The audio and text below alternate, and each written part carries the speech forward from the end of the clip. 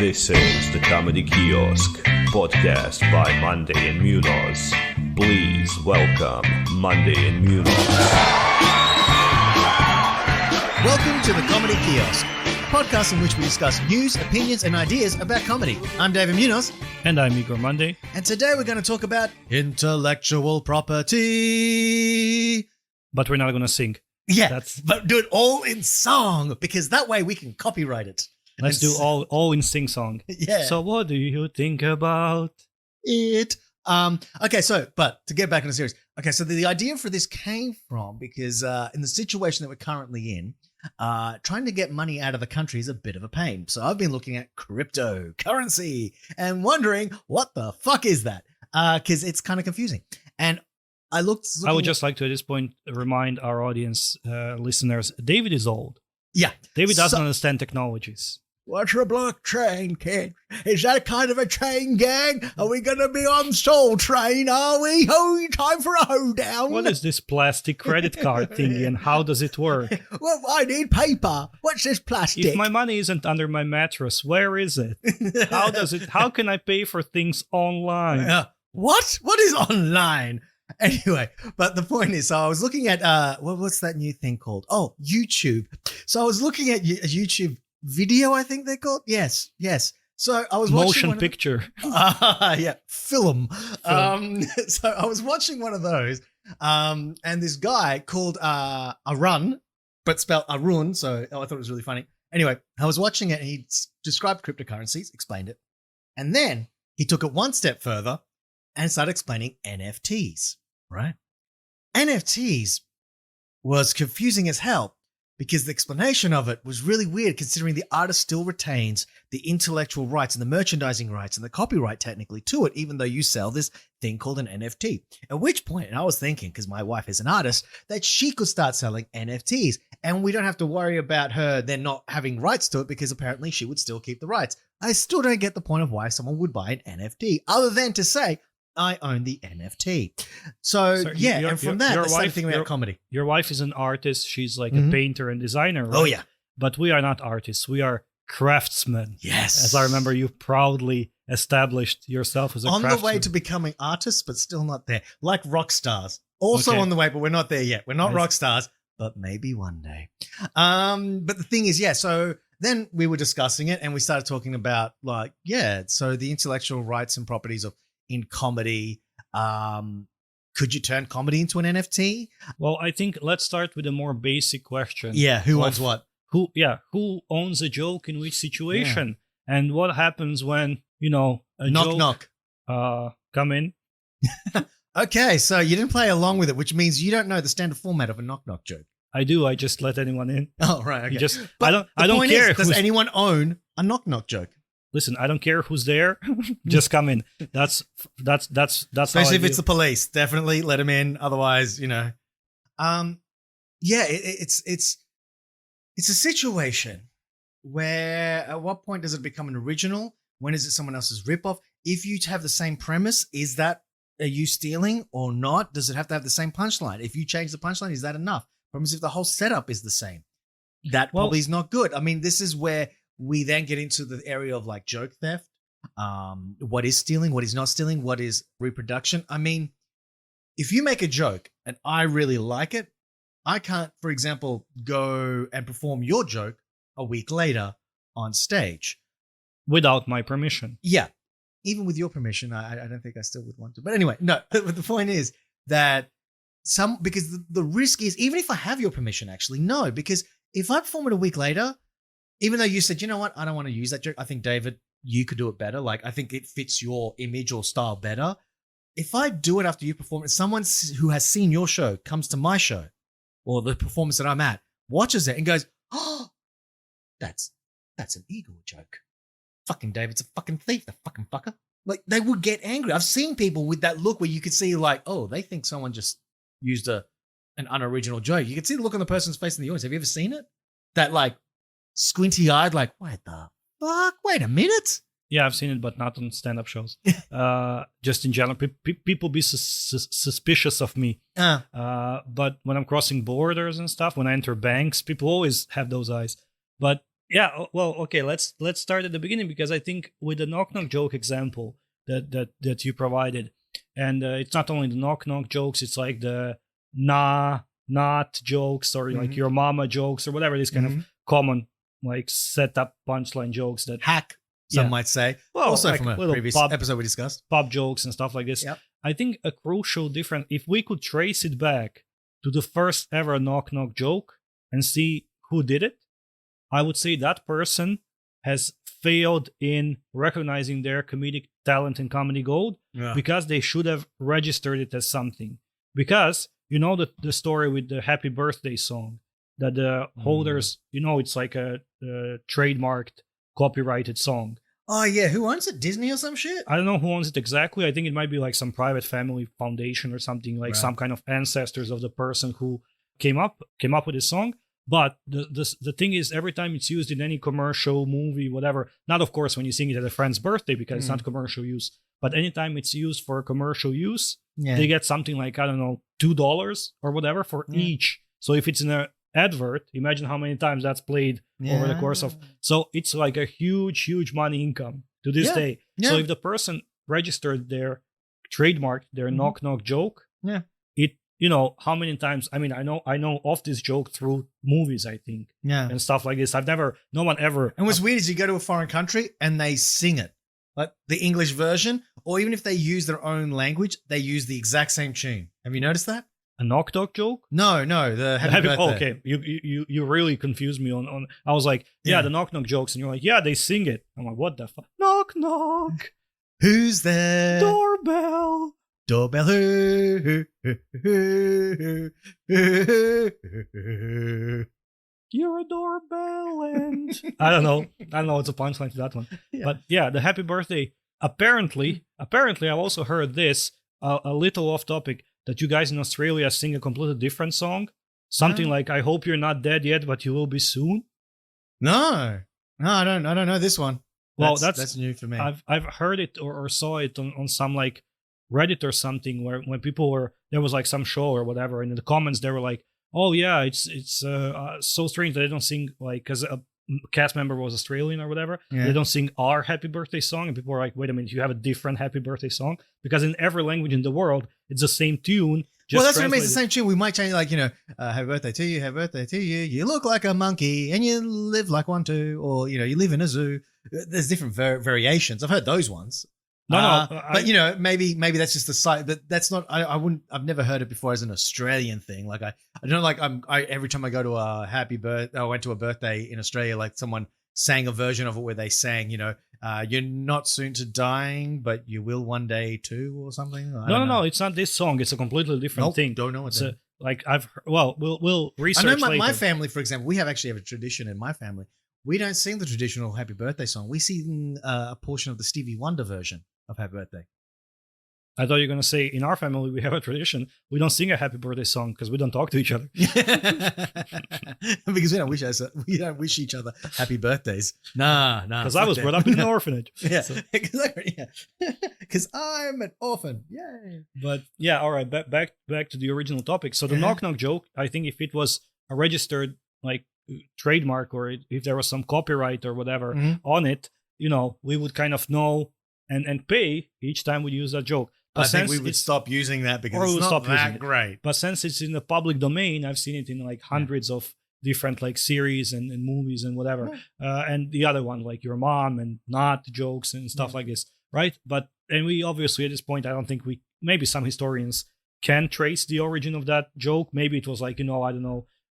Sumerian, in some Sumerian text. Yeah, I thought more like medieval England or something, like there's a squire knocking on the knight's door. Knock, knock. Who goes at thy there? I don't know. I don't speak Shakespearean. But anyways, but the modern jokes, of course, we can trace. Can we? Sometimes we can trace the origin. And that's where the dispute starts, because first of all, I've heard this a bunch where, people would be suspicious of you stealing their joke. Like you do a joke on stage, and then another comic from your own circuit and kind of group of comedians comes and says, wasn't that a bit too similar to my joke? And I'm like, we live in the same city. We perform in the same like language to the same people. Of course, once a year, we will come up with the same idea. Yeah, You know? yeah. But Or there could be another one, okay, where you, for example, someone has a, okay, let's take a real stereotypical, someone has a joke about airline food, right? And they're talking about the pistachios that taste like crap, for example. Let's say, for an example, they taste like crap on the airline food or this and that. Now, one person, another comedian hears this, is hearing it, and then thinks about their own experience that they had with the chicken cordon bleu that was served on their flight to I'm France. sorry, the chicken what? Cordon bleu. Okay, was this Air France you were flying with? Exactly. Cordon bleu. Exactly. So you then create a bit about airline food with your experience with the cordon bleu, Uh-huh. right? And then the other person could come up and be like, well, hey, that's very similar to my, pistachio airline food. Well, yeah, because you actually inspired it, but it is their own story. It is their own observation of it and their own perspective. But you both have the conclusion that, yes, airline food sucks. That no matter how good, no matter how fancy or whatever, like whether it's pistachios or cordon bleu, but it's different, but it's the same. But this is where, like, okay, what part is important? Is it the setup or is it the punch? If they both say that, yeah, airline food sucks, did they rip it off? Or is that just a common enough thing that airline food sucks? No one owns that. Well, first of all, yeah, I think in this kind of situation, I've been on an airplane and you've been on an airplane. We've both been served bad food. So why Yours can't... was a pistachio incident. Yeah. Maybe you're more complaining about the bag and nuts opening the bag and stuff. I complained about the cordon bleu. Yeah, so I think in that case, we both have equal rights to that setup because we both experienced bad airline food. Mm-hmm. But on the other hand, like it's if I've heard the joke of that comedian, I flew in January, you flew in February, and we both wrote a joke about airline food, that's one thing. If I've heard you do that joke and it kind of, I was like, it inspired me to basically rewrite your joke. But it isn't rewriting it, is it?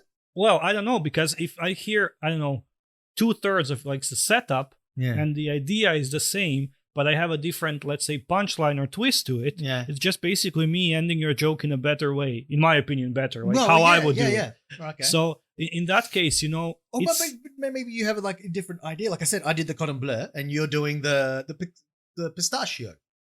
Well, yeah. So I don't know. I think it depends. Did I hear your joke and rework that joke, or did I just take a plane ride and understood that airplane food is horrible and wrote my joke? Okay, but what happens if, for example, I do the cordon bleu joke.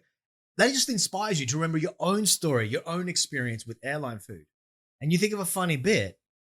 Now, if you do it then, like if you did it the next week, oh, that reminded me. Hey, I'm going to do a bit with pistachios. I inspired you to remember something of your own. It's not copying. It's different. But I mean, even though we're both talking about airline food, now but if you did it, for example, just say you sat on that idea for 2 years. And like 2 years, I've retired. I don't use the cordon bleu joke anymore. And instead, now you come up with pistachio, people probably wouldn't blink twice. It wouldn't be related. It'd be like, oh, that reminds me of my cordon bleu. I have an airline food thing. And you're like, yeah. I remember you did it 2 years ago. Right. We wouldn't have. It's only because it was so close to each other. It was done 1 week after another. I think is also part of the problem because it's the same concept, but they're done so close. Because how many times has airline food been done around the world as comedic premise? Well, I think that's the problem that even the audience doesn't really see unless they come, I don't know, 2-3 weeks in a row to the same show. Mm-hmm. It's more the comics. Like the comics would approach you, and I've had this, after the show, and they would be like, "You did a joke about red shirt, right?" And I'm like, "Yeah. What about it?" And they're like, "Well, in my set, I have a joke about the red shirt," and I'm like, "Yeah, and you don't own exclusive rights to wearing red shirts or joking about them, as a matter of fact." But it does seem to them, and I can agree to this to an extent, that, I've had that premise and you've heard that premise and you said, ooh, red shirt, there's something funny there. Yeah. I'll do my own joke about the same thing. I can do my own variation, or I can, but it's not even a variation. I think it's a different, okay, I can't remember what the joke was, but I heard another comedian do a bit that was it wasn't even, I wouldn't say it was similar to my bit, but it was along the same idea. I can't remember whether it was something, I honestly don't remember what it was, but okay, let's say it was something to do with threesomes, okay? Like this concept of how threesomes suck. Let's say, yeah. Oh, wait. It might have been threesomes something like that. What? Suck. So The point is, well, potentially. Anyway, it's a fantasy bit. So let's just say it's that. Wait, your fantasies that threesomes suck. What a fantasy. Okay, carry on. What can I say? I'm a masochist. I fail it. I get pleasure from failure. No, but the point is that would explain your career. So the point is that let's say I do that, and then like a comedian later on does a bit. Now, where I got afraid, I was like, oh, I remember I mentioned it to the comedian, like I've got a very similar bit, and I kind of explained, oh, this was my bit, and that was it. And you could see them kind of going, like, oh, right. But I almost felt like, but I didn't want to say it, but I almost felt like saying, I'm not saying that you don't do it. I like your bit. I'm just letting you know that if you ever hear me do my bit, I'm not copying from you. I did it 3 years ago. So like, calm the fuck down if you ever hear me do it. Because that's the part that I'm also worried, because this is why I gave that time period thing. Because sometimes, like I did it 3 years ago, but I haven't done it in ages. Then he does that bit. And then I do it like a couple of weeks later, or I use it in the comedy competition because I think, all right, I'm going to bring this back because it's a good bit. No, maybe I've tweaked it since then. And then he's going to listen to it going, motherfucker stole my bit. And I have to go, no, just ask the other people around here. This is based on an old bit that I did. But maybe when he did it, it maybe clicked something in my brain like, oh, I can do this differently. It's not copying his way of doing it, but maybe his way of doing it made me click on a different way of doing my joke that I'm like, oh, that would make it so much better. Well, I think in those kind of, well, first of all, I don't think I've heard people use jokes similar to mine and similar, even, and I think it's everyone's got a potato joke, man. Yeah. And I think it's quite, you can almost kind of pinpoint where is that line between I've used a common kind of premise or whatever, and I've heard a joke that someone else did, and I've taken that same jokes and reworked it. Because imagine in your case, right? If someone goes, oh, hey, I've been on an airplane and I've had some peanuts and they were bad, and you have a joke that you've been on an airplane and you had a cordon bleu and it was bad, right? Would you say like this person stole your joke? I don't think so, right? No. But if a person comes on stage, person that has seen you perform, comes on stage and says, so when I was younger, I was in a bar and I met a gay guy called Mitchard, right? And would you be like, wait a minute. Yeah. I know this premise, right? That's my story. Yeah. And it doesn't matter that from that point, or from the second or third tag or whatever point after that, they go into a different direction than your joke does. You would still be like, wait a minute, but that's, it took my... What bugs me is I actually don't have a problem with it because, okay, maybe at the beginning, let's say it goes in the sense of he basically goes, right, I went out, I just broken up with someone, which is the premise that I use. I just broken up. I was in a shitty place, just wanted to go out, prove to the world I'm having a good time. Yeah. That I know how to have a good time. And then this guy called Richard sits next to me and it starts, and I pick up on the fact that that he's he's gay, and B, he's, seems like he's really trying to pick me up and me floundering with it. Now, if that person, now obviously from there, I go on the whole, I go on the penguins yeah. And then I do on the whole, him flipping it around. But let's say someone obviously doesn't go with the penguins, but they go on a totally different tangent of like, oh, where does this, I also have the bit, like the long bit about, where does this relationship end up? Like, because my imagination goes nuts on me. Someone might go on a different idea or different angle of Richard maybe literally hitting on him and him trying to rebut this guy as nice as possible while making it clear that he's not interested, but this Richard is not taking the hint, which is completely different to my story, although it sounds similarish, but it's actually different. And the punchline at the end being that he might go, fuck it, why not? Sort of thing. Or Richard finally, gives up. I don't know. But it's a different ending. At that point, Mitchard, sorry. I keep saying Mitchard. At that point, yeah, maybe the beginning is a little bit too similar.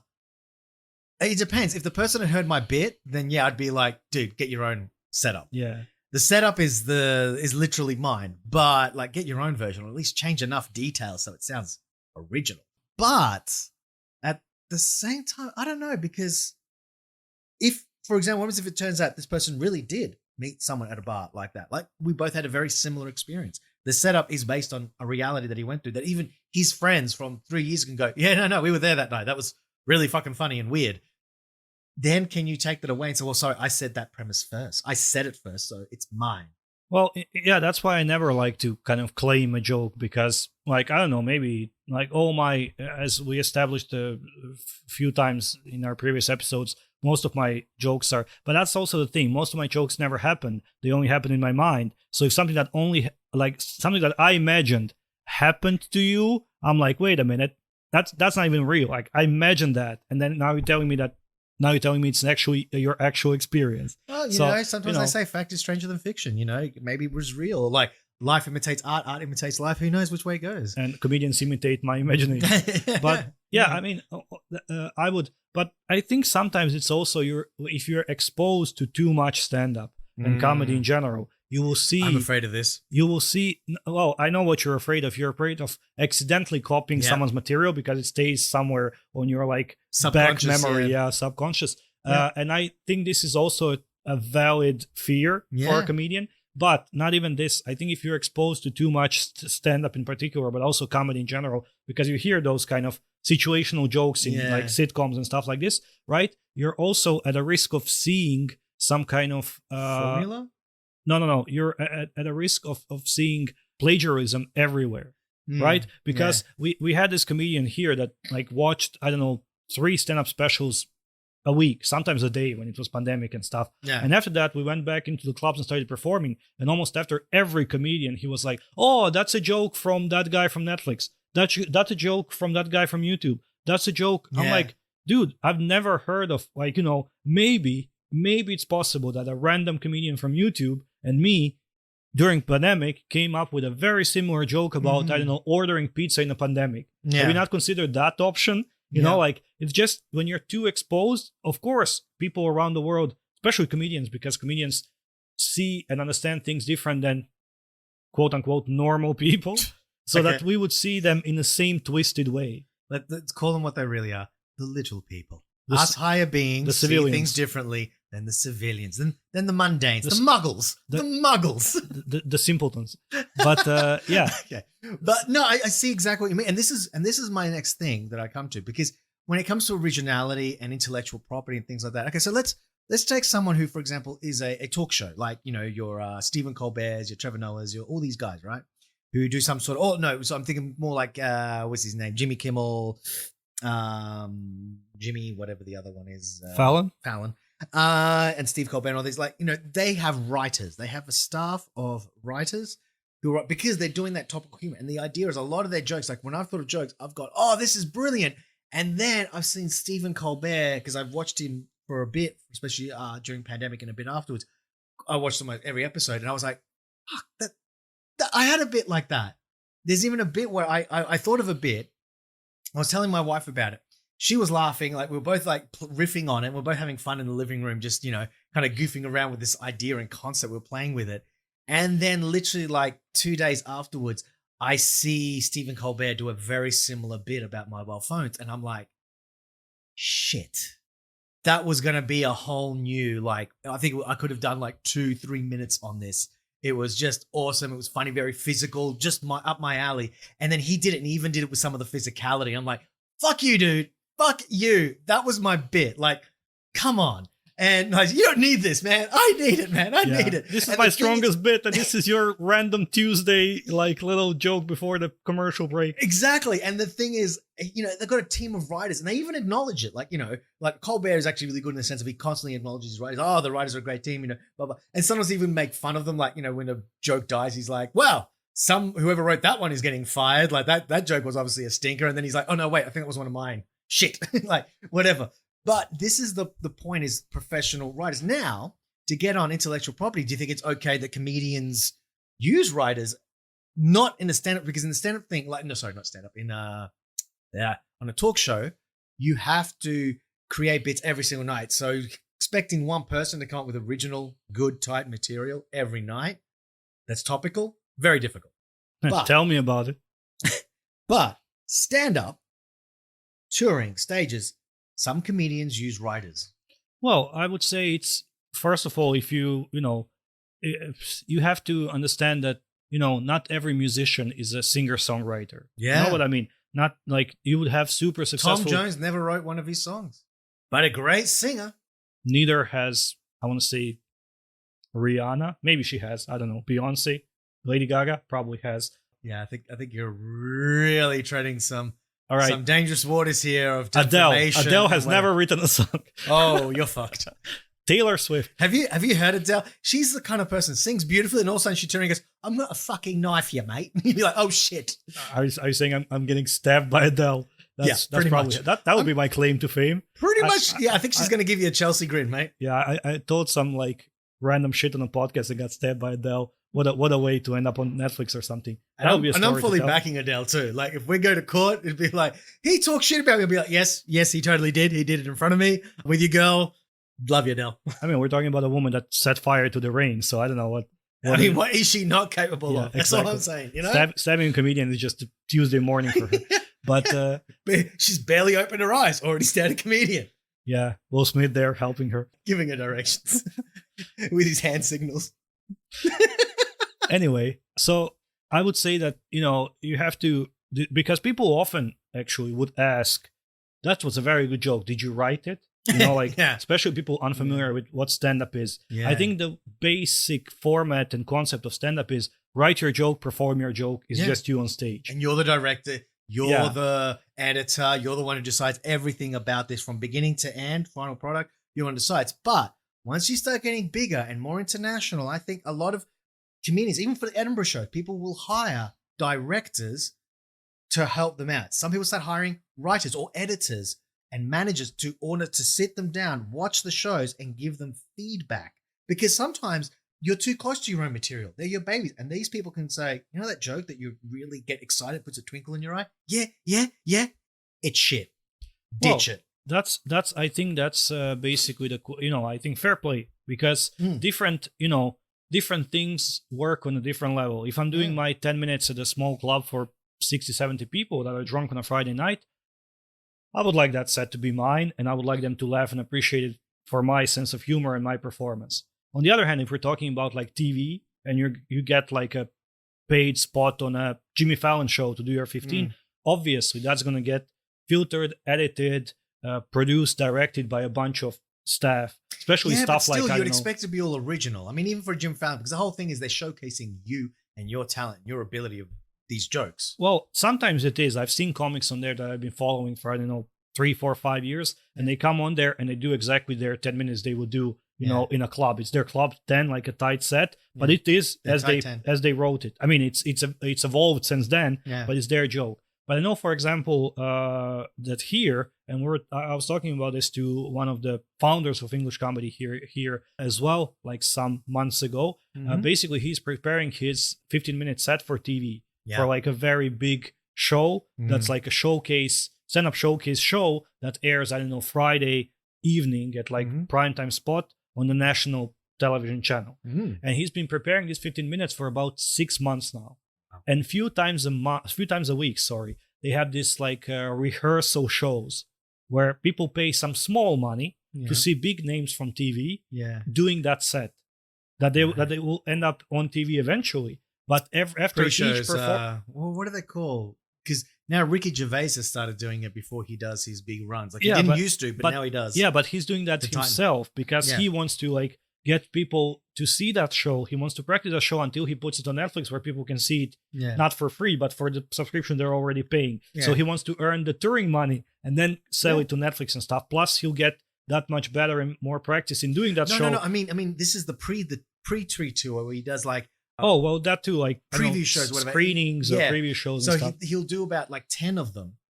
Yeah. They won't be part of the tour. That's pre-tour. Okay, fair. And then that's where he works, and he will change things because sometimes, all of a sudden you realize, oh crap, the first half of the show should be towards the end, or you completely rework stuff. Other things you're just tweaking until finally you get to that end show where then from the first, rather than doing it on tour and fixing up your material along the way, you already go there with the preset. I guess another analogy would be, do you go to Edinburgh Fringe Festival with like the idea of a show, like an actual show that you've just written yourself, and then for the first time you perform in Edinburgh and you tweak it by performing it every single day, bit by bit, shaping, honing, reorganizing, rewording, switching, flipping, trying a slightly different punchline, trying 2 different punchlines?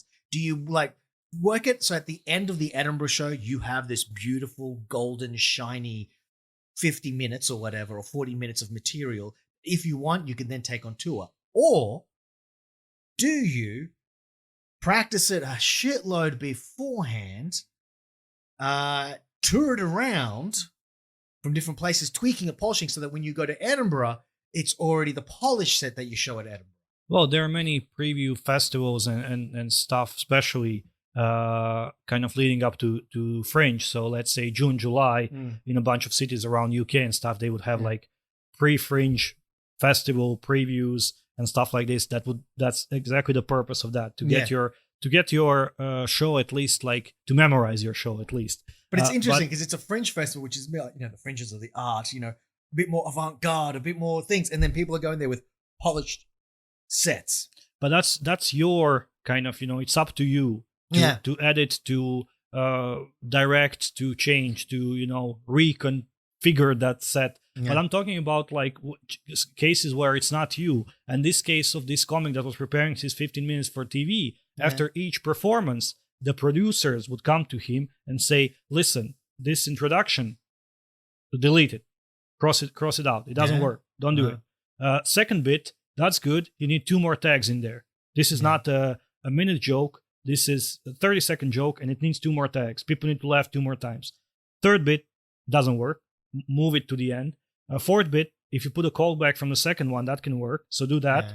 And the other 2 are fine. We'll see like how they work next time. Yeah, because once you reconfigure, those 2 bits might become stronger or weaker or stay the same. So the next time they do it, he does it like they told him. Then they come back to him again and say, well, you did what we told you, but not how we told you. You need to put an emphasis here. By the end of that 15 minutes, it's still, let's say, his jokes, but it's completely produced. Yeah, you know what I mean? It's not organic. Polished. It's for these kind of shows and programs, I know definitely they do it here. Yeah. They produce it to such an extent, and they even tell you, because it's mostly aired on like national TV at a primetime spot, you definitely like, not only you can't swear, which is obvious, but you can't use like innuendos and this kind of stuff. You can't, like mention some things like religion or whatever, politics, obviously, etc., etc. So they would like, redo this set with you as many times as needed. So you would then like once sell that set to TV.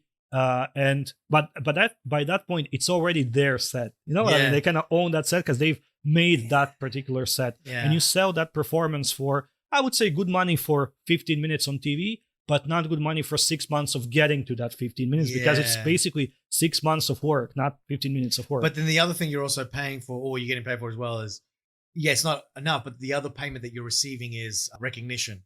Some would say, well, exposure. You're getting because after that, if you're ready for it, you should also, he should also be working on another bunch of sets that he can do. So the moment he's on TV, he can already start advertising himself for like a tour or a mini tour that he can bank on. And, once he's get the fame for that, he'd be like, here he is, the guy that you saw on TV last week performing brand new material. You're like, fuck yeah. Well, yeah, it's credits. You can be like, oh, I was on that program and I was on that show, come but also see me. Kind of use the momentum to strike the line hard. But that's in a way up to you, whether you get paid that way or not. But anyways, I think home and cry. I think in that case, they've basically rewritten and assembled and dissected and rearranged that set anyway. So it's not. Would you say it's still his intellectual property or not anymore? Well, I would say it's not, because especially because you get paid for that exact set, and it's kind of they buy that set from you. I would say doesn't mean you can't do that set again on some club.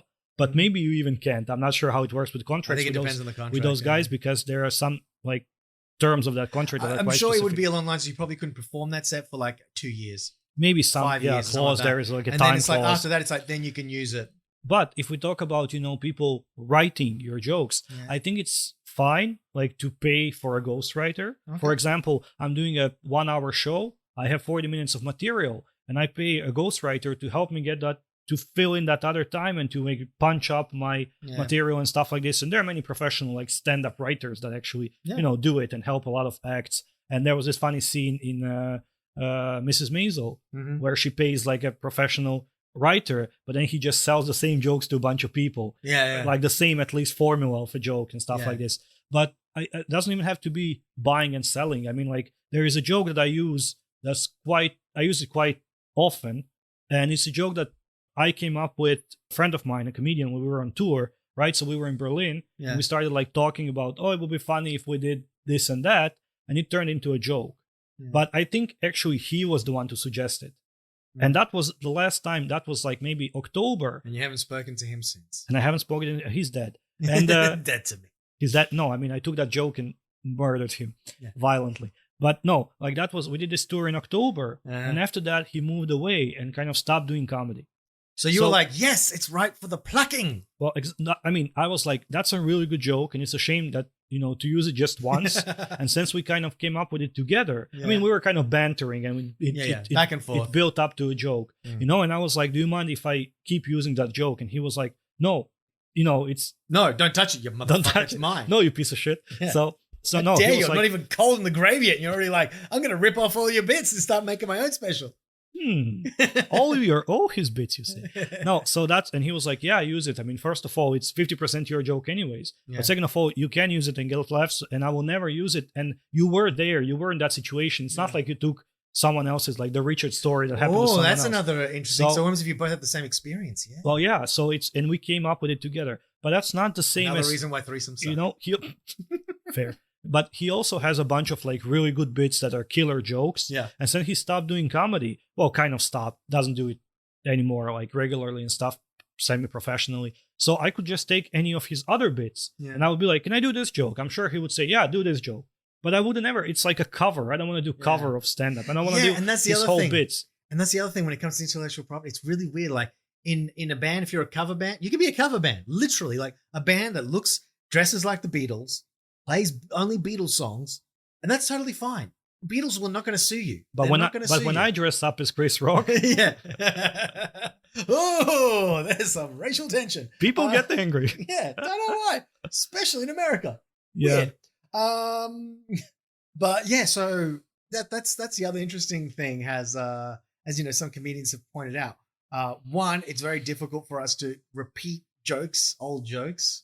Unless you like Jerry Seinfeld or whatever, but like it's very difficult to repeat old jokes on stage that have already been recorded for us. But you can't just hold it at the mic and go, well, you know how this one goes, and get the other people to just tell it to you, not like a musician. And yeah, you can't be in a cover band or you can't do covers because if you do, I mean, there is one bit, for example, that I do cover and I've used. It's not my bit, but I've used it on stage. But I always make the express point of mentioning beforehand that it belongs to a different comedian, group of comedians who are now retired. But I'm like, okay, this is from them. This is what they used to do on stage. I'm going to try it out here. So just remember that if it sucks, it's not my material. And then, you know, I asked them, oh, by the way, has any of you ever heard of them? And I mentioned their names 1,001 times. I keep mentioning Doug Anthony All-Stars, Doug Anthony All-Stars, Doug Anthony All-Stars from Australia, Doug Anthony All-Stars. And then I'm like, has anyone heard of them? And when they finally, of course, everyone goes, no, because they're from the freaking 90s in Australia. And I go, oh, ignore what I've just said. This is an original part of mine. Great bit. And then I go, I'm just kidding. It is Doug Anthony All-Stars. And well, I think, yeah. I make a real poignant point of basically saying, this is not my material. I am using someone else's material. And I love it. I just love performing it. It's so funny and dark and great humor. Well, I think if you give credit to the original author and performer, that's a part of it. But I think if you give credit, it's still not enough. Like if I do, okay, and here's so one. What are you saying? $10 every time I perform, and I should just send. Yes. No. What I'm saying is like if I do. What was his name? Anyway. So if I say, well, guys, the next joke is not by me. It's Paul by McDermott. Sorry. Okay. So if I say, okay, guys, so the next joke I'm doing is actually not my joke. It's a joke by Mark Normand. So here is Kirill to perform. No. So if I'm doing like, so the next joke is not my joke. It's by actually like a famous, successful, accomplished comedian, Mark Normand, and it goes like this. And I tell the joke. I still think it goes a little something like this. Yeah. Yeah. And I think it's still not okay. Yeah. Because I'm still going to get laughs and people are still going to pay to see someone else's joke. I think only if it goes like this. So I've only ever done that thing with the Doug Anthony also as a host. And I use it as the gauge on how, like, you know, where the level of the audience is, which is kind of what Doug Anthony All-Stars did with it as well. No excuses. I've never done it. No, I've never done it as a, this is my set. I've done it as a... You're a thief and we know it. We have it on record now. This is going online. I admit it. I'm turning... Paul McDermott, come get your cash. I'm turning this confession into an NFT. But yeah, so, you know, I think only if you say, so Dave Chappelle or I don't know, Louis C.K. or whatever, Seinfeld has this joke, you tell the joke, and that joke is actually a setup for your joke. But I Uh-huh. was thinking that could never happen because, and then you do your joke. If it's just like Yeah. a background, a setup. But if you do the joke and you do the punchlines and you get the laughs, Yeah. then you're just doing someone else's joke. No matter that, like you've mentioned and credited them, True. you're just doing someone else's joke anyways. I think if that's like the main part of your set as well. Yeah, and Let's also say- well, if you're getting yeah. like But I think valuable technically, laughs. but I think technically, I mean, unless you're getting, even if you're getting paid, I think like, one of these open mic things that we do, like if someone did that, I wouldn't say, actually, I don't have a problem with that as such. I'd be like, no, they're not stealing. They're literally not stealing. They're not saying it's theirs. They've literally announced it. I just think that it's just not worth it because it's like, okay, imagine a new guy starts, right? And he literally comes up and he goes, oh, this is a set done by Chris Rock. I really love Chris Rock. And I want to do his set because I think it's absolutely brilliant. I think you should hear it in case you haven't. And then he does it when he does Chris Rock's set. And it kills. Like, he does it really good. He does it really good. It and slaps. everyone's like, yeah, that's good. And everyone claps. 2 hands. That's the difference. 1 hand, 2 hands. So everyone claps and, great. That's a good set. But everyone will still go, okay, that's a good set. But that's Chris Rock's set. Yeah, it's, And then next week he comes in, he goes, oh, this is a bit by Louis C.K. I really love his thing. Technically, they're not doing anything wrong. Even if we gave him like 1,000 rules because of the performance, because that's what he gets paid or whatever. He gets paid, he does the show. But I mean, at the same time, I think the problem would be, it wouldn't be. I think even if he doesn't get paid, it's just besides the point. It's No, not. but not I think the, at the point, all he's doing is just hurting himself because at the end of the day, it's like everyone will basically just recognize you're the guy who's really good at telling other people's bits. You do a great Louis C.K., you do a great Chris Rock, and you do a great Mark Norman or whatever, That's the But point. I think it's stand up is not is just not about that. It's just not about that because I remember early days, maybe to this day, I just kind of don't follow it anymore. Of stand up in Croatia, like 10 years ago or even more, when there were like kind of Facebook events and kind of open calls for open mics for people to come and start and try performing. There was always in the very beginning, it said like prepare 5 minutes of original material. Jokes like pub jokes you've heard in your group of friends, jokes you've heard at school 10 years ago, jokes that are published in some like magazines and stuff. Sometimes they have like joke section and stuff, newspapers and stuff like this are not allowed because basically had to be mentioned. Yeah, because basically, people see like, oh, it's my chance to come on stage and tell jokes. That's not stand-up. Stand-up is not retelling jokes. Well, it is your own. Well, yeah, but Retelling your own jokes. But I think that's like, so if you just have your act is just retelling jokes of famous comics or whatever, pop jokes or something, that's not stand-up. But You're at the same time, just telling jokes. But at the same time, I would never accuse them. I go, oh, they're a thief or they stole that joke. I'd be like, no, they're giving damn credit. They're just not doing any favors for themselves. They're not the stand-up comedian. They're not a stand-up comedian. They're just retailer, joke retailer. Hand, well, yeah. But on the other hand, like I was saying before, Tom Jones never wrote any of his material. We still call him a great singer because that's what he does. He sings. So this person's a good performer. Maybe if they're really great. No, I'll be like, he's a great performer, stage performer. He can be, I don't know, not a stand-up something comedian, like a host, a toastmaster, a performer, a public speaker that can learn a bunch of anecdotes and jokes to tell, but he's not a stand-up comedian. Yeah. But, right. So I think one final thing, and as we talked, this is how we started this topic. You mentioned NFTs and stuff, where people are actually selling rights for their intellectual. But they're not selling rights. That's the weird thing. People are not selling rights. The copy. They sell not even the copy. They're selling the original, but not the rights. Not the fucking. I don't get it. They're selling. Why, people? They're selling ownerships and usage of their art. And do you think that we could ever sell? Like, could stand-up become NFT? Could you? Yes, I think there is. That's the dumbest thing about it. There's no border. It's like anything can be a freaking NFT. I could sell the audio recording of me doing a fart, and that could be an NFT. Okay, it could be. Okay, technically it could be. What I'm saying is, do you think that there would be a market for this? That I cut out, I don't know, especially something that not the jokes, the jokes absolutely. I retell, No, because I've done an hour what? I just realized something. You left the stove on. No. See, David is an old man. I repeat. No. I just thought like I've got NFTs for sale. I just haven't put them up yet. But if the problem is it's based on whether I'm big enough. Like if I could ever get my name out there as a comedian. No, you're not. Fuck, then I don't have NFTs. Well, I don't know what kind of price you're trying to put on it. If it's like 20 cents, you'll sell it. On this phone right now that I have, when I come up with joke, the way that I do is I quickly get an audio, like I get the recorder out and I just like garble my little bits. Or if I have a bit, I'll say, or I will express it or an idea or whatever. And I do that and have them all recorded. So I've got like, I don't know, like at this point, probably more than 50 files in there of just me, like, having ideas.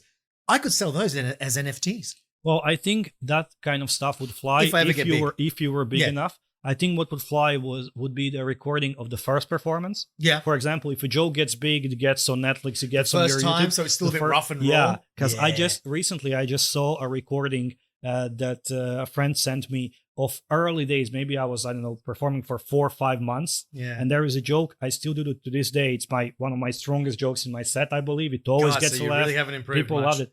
But the joke is, it's I wouldn't say 100, it's like 700% different than then. Okay. Like it's been through so many changes. So it's like the demo iterations. version. Yeah, exactly. Yeah. And it's like, this unpublished like demo underground version of that joke. And I think that would fly as an NFT. I think stuff that, for example, I've done this hour of my show, like 1 hour show, more than an hour recently, a month ago. Would you say this is your first big like hour show? I wouldn't say it's not my first, but it's my, let's say, biggest or most successful, because I put together my best of material and done it for like a sold. I don't know if it's NFT material. No, that's not what the NFT material. So the NFT material is, there is a bunch of jokes in there that are I consider them my best of jokes, but I've done them 100 times in 100 different places. Is the polished version.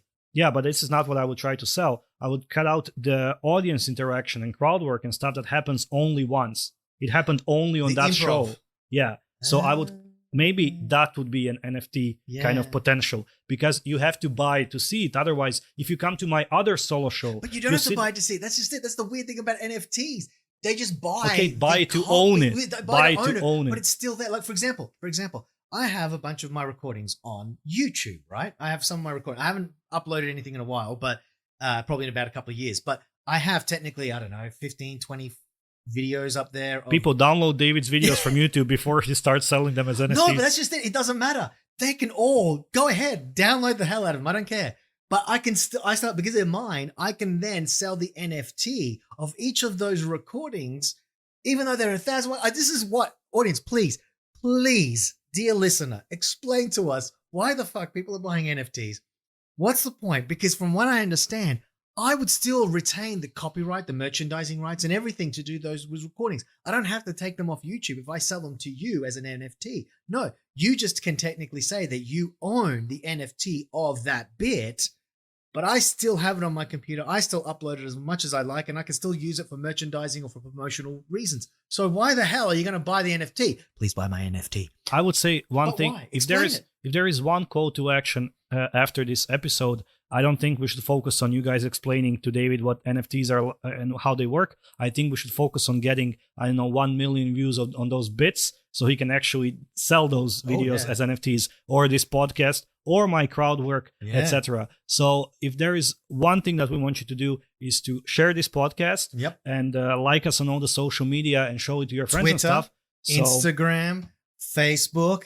And please respond. What the hell is an NFT? Disregard what Igor said. Explain it to me, people. Explain it on Twitter. Explain it on Instagram. I'll explain this to him after the podcast. But you can like us, share us, donate, show it to your friends. Let us have more exposure. And once we get famous, we will sell NFTs of our jokes, bits, podcasts, and stuff. Yeah. And this is our road to success. I see it now. I clearly see our road to success. It's selling this episode of it's selling David's question on what is NFT as an NFT. That's the ultimate twist. Brilliant. Yes. And no idea how we're going to do it or why people would buy it, but let's do it. Let's do it. Thank you so much for listening. I've been Igor Monday. And I've been David Munoz. Goodbye. Ciao.